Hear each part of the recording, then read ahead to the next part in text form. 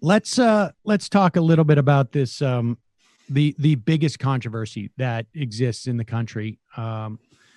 And this is somewhat up your alley, Michael, in terms of your book, that there has been an inhibition of freedom of speech. Right. We now have an intellectual, or I should say a medical dark web that exists, A medical dark if you web. will. Okay. And there has been a concerted effort by the powers that be to inhibit the medical free speech of two doctors who own a critical care facility in California, who they're not researchers, but they're doctors, Right. have a theory about coronavirus that apparently runs counter to the entire world's medical establishment, not just the United States, not just California, not just probably the city in which they're in, but the entire world. They think this pandemic is basically a hoax. And they had a YouTube channel that apparently the YouTube was taken down. And so who better to comment on the validity of this medical report that was taken down from YouTube than, of course, Dr. Dave Rubin, who appeared on the Tucker Carlson show to explain how authoritarians, and he has an amazing definition about authoritarians that I think is going to blow your mind. I'm ready for this. Here is Tucker Carlson bringing on Dave Rubin. Is he Dr. Dave Rubin? Dr. Dave. We just call him Dr. Dave around here, to explain how YouTube is being authoritarian for taking down information that is completely discredited by every medical outfit that exists. We are being told we must accept things that would have been completely unimaginable 2 months ago. Well, Tucker, there's so much to talk about here. First off, I didn't realize I was going to be on a sci-fi show tonight, but we are entering a dystopian future. We are entering an authoritarian future because, as I've said to you before, authoritarians love authoritarianism. So they're taking this opportunity. Whoa! Pause it for a second. Wait, I would Michael, say that makes a lot of of intuitive sense. Were you aware of this? That authoritarians love authoritarianism. Well, a lot of times you hear like authoritarians love democracy. Yes. They love as many people involved in decision making as possible. Or authoritarians in terms of non-authoritarian leaders, they love not to follow a single person's or entity's edicts. That was Augusto Pinochet's coup manifesto, was called For an Open Society. There you go. Continue on here. That was mind blowing. I'm still really that's in future because, as I've said to you before, authoritarians love authoritarianism. So they're taking this opportunity when we're all confused, we're all locked at home. The only way we can communicate with each other is through their pipes, is through YouTube and Facebook and Twitter and everything else. And they're actually finally saying to us, this is who we are. I mean, the Atlantic is ridiculous. I don't know anyone that reads it anymore. Whoa. We're all confused. Why might we be all confused? Is it because maybe there's a television program that they're not controlling that is going out and saying this is all a farce, this is all a joke? Maybe it's because there are doctors who want to make some money at a critical care place saying, this is like the flu, essentially, based upon our back of the envelope work we've been doing in our office. Continue. I don't know anyone that reads it anymore.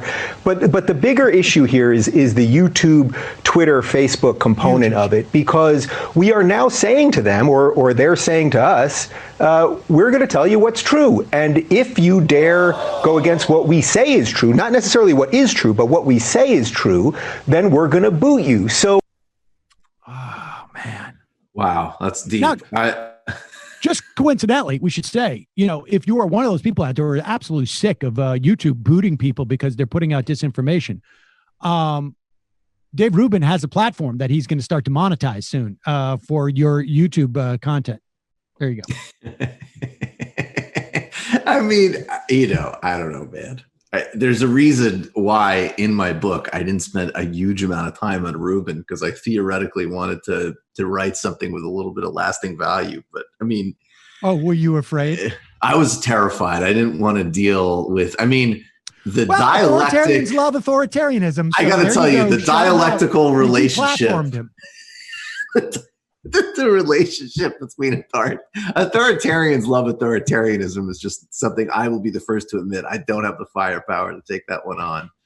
That is like true dialectical nuance thinking right there. He says, like I've told you before, Tucker, authoritarians like authoritarianism. Yeah. It's not the first time you said it. It's not the first time. The point is, it's not like, hey, Tucker, remember when I was really exhausted because I had just been like walking through the Hollywood Hills doing an iPhone video because I was having a meltdown because Quillette criticized me. And then I was negotiating with Glenn Beck. And then Larry King told me that I was a moron, even though I thought he was my mentor. And I was really lacking sleep. And I said, authoritarians love authoritarianism. And we were like, ha, that's funny. Well, he wants credit. He wants credit. I'm the one who coined the whole thing, who came up with that dynamic after my clinical research, where I found that authoritarians really like authoritarianism. I think we have a new campaign for social media. Can people dress that quote up and attribute it to Dave Rubin in just the nicest way possible? Do as much, tribute to that quote and the wisdom. Yeah, no, make it. It's an august like with quote. Dave, with Dave like this, maybe. Like I think the one thing I would ask is that anybody who does the type print should be gold. It should be pure gold, because this is something that's going to last through time and teach many of us. So I will just say real quick. I mean, I am very worried about these platforms and the amount of power they wield and how undemocratic they are. That is a very serious thing. But I think it's fascinating that, my mind goes to what happens to an investigative journalism outfit that is criticizing a hawkish think tank in DC or the arms industry. And the funny thing about what these cases that these guys find, like these two doctors, is it's like, yes, on one hand, it's quote unquote controversial because it's antithetical to literally the closest you can get to a global consensus, which is what you said at the beginning. But on the other hand, I mean, if what these doctors are saying, what the Chamber of Commerce wants to be said.